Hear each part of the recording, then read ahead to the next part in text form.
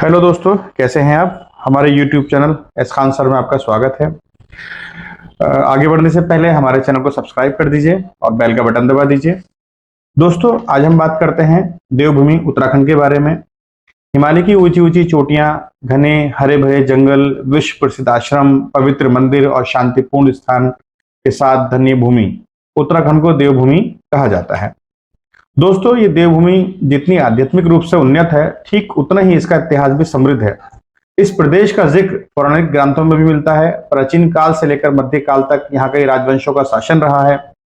आजादी के बाद सन 1947 में ये प्रदेश उत्तर प्रदेश राज्य का हिस्सा बना। उत्तराखंड का राजनीतिक इतिहास की बात की जाए तो उत्तराखंड राज्य का गठन सन 2000 को भारत के 27वें राज्य के रूप में हुआ।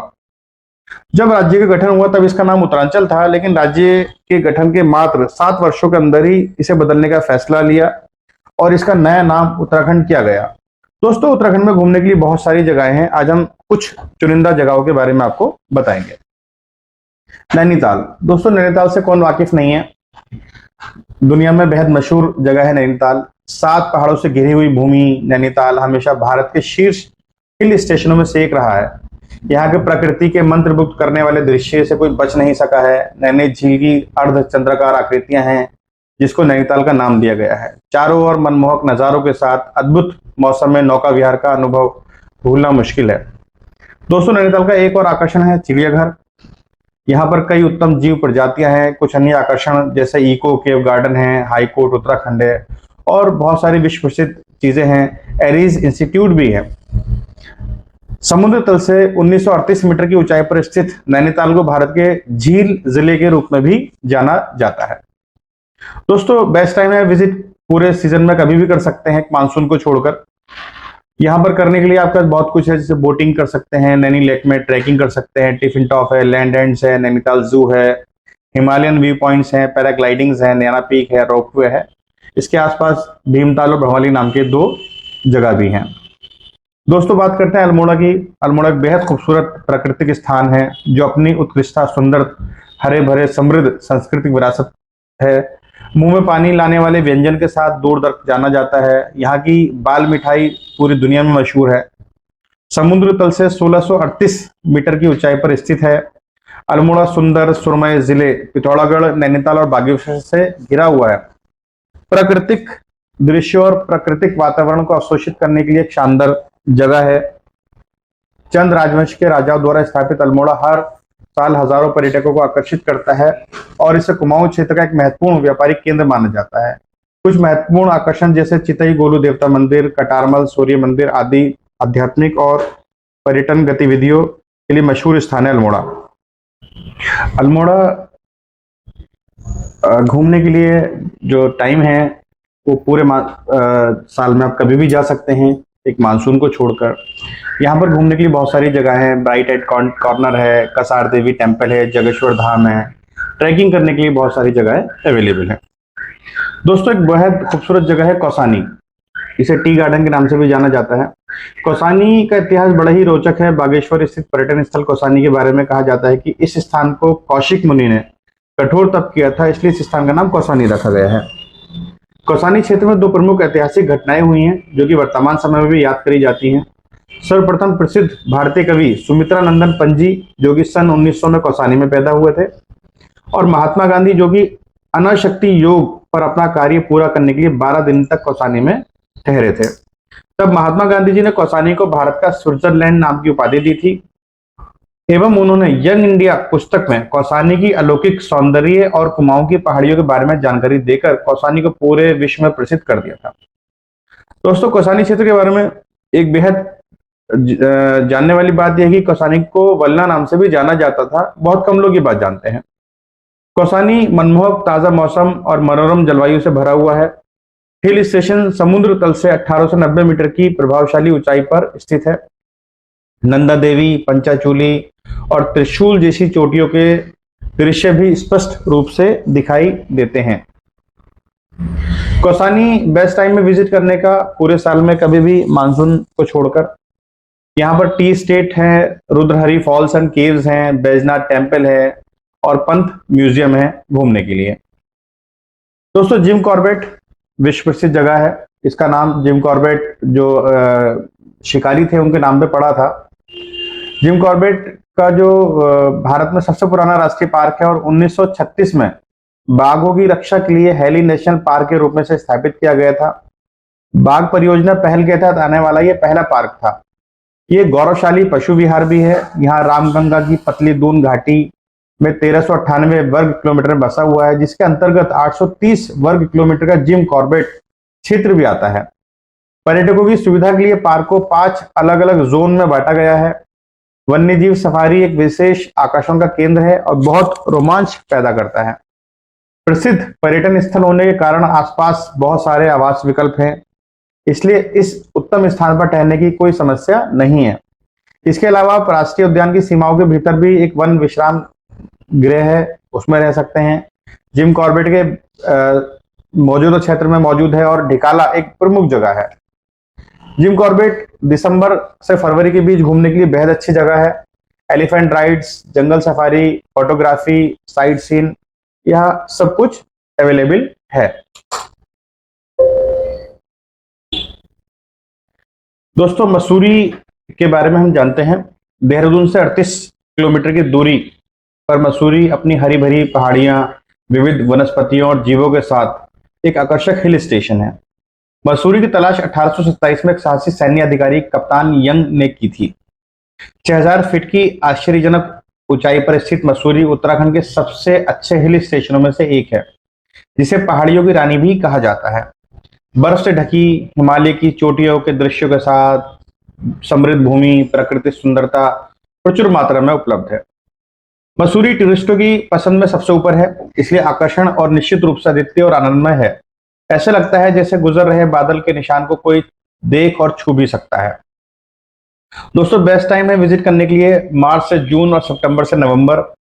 यहाँ पर कैंपटी फॉल्स हैं, गन हिल्स है देखने के लिए, मसूरी झील है, धनौल्टी है, नाग टिब्बा है, सरकंडा देवी है, भद्राज मंदिर है, कैमल्स बैक रोड है, माल रोड है और कैंप कंपनी गार्डन है।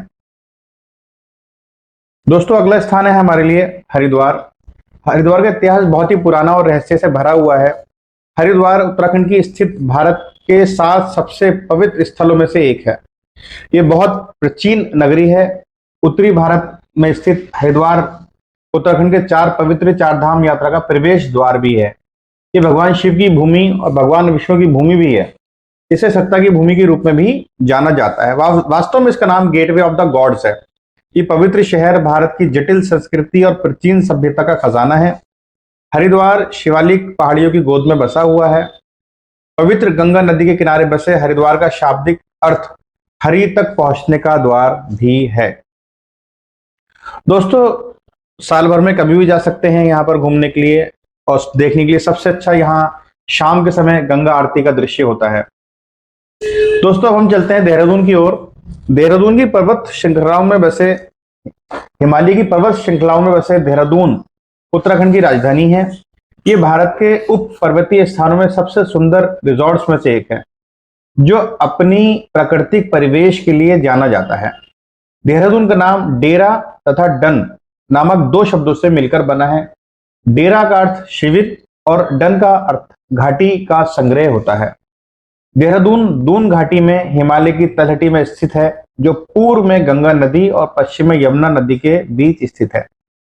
दोस्तों, ये शहर अपने सुरमय परिदृश्य, थोड़ी सी जलवायु के लिए प्रसिद्ध है और आसपास के क्षेत्रों के लिए प्रवेश द्वार प्रदान करता है।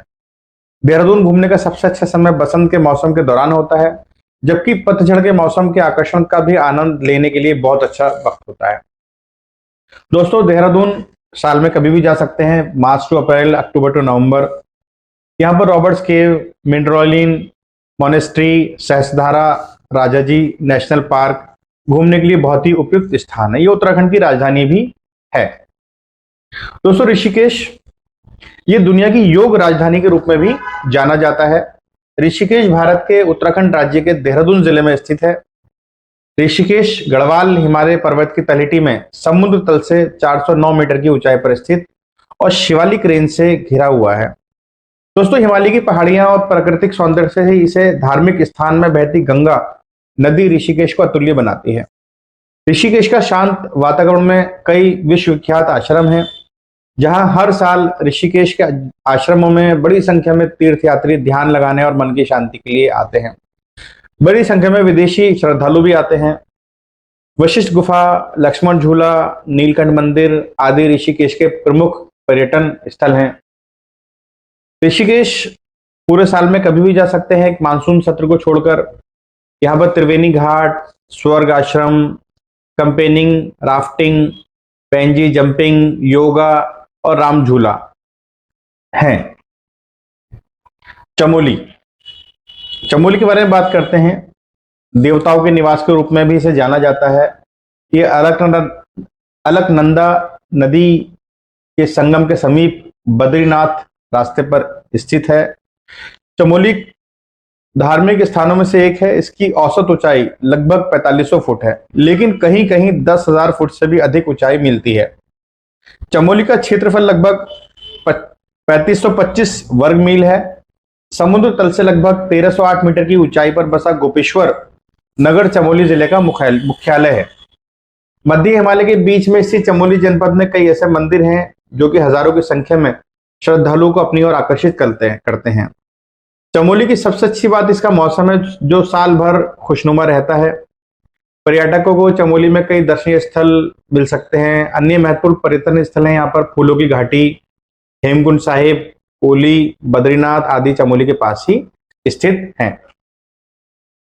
यहाँ पर फोटोग्राफी, एडवेंचर्स, धार्मिक और पीस लवर के लिए बहुत अच्छी जगह है ये। पूरे साल आ सकते हैं मानसून को छोड़कर। Trekking, sightseeing, photography, seeing and cable car ride यहाँ पर इजीली अवेलेबल है। दोस्तों, एक बहुत ही मशहूर पर्यटन स्थल है लैंसडाउन।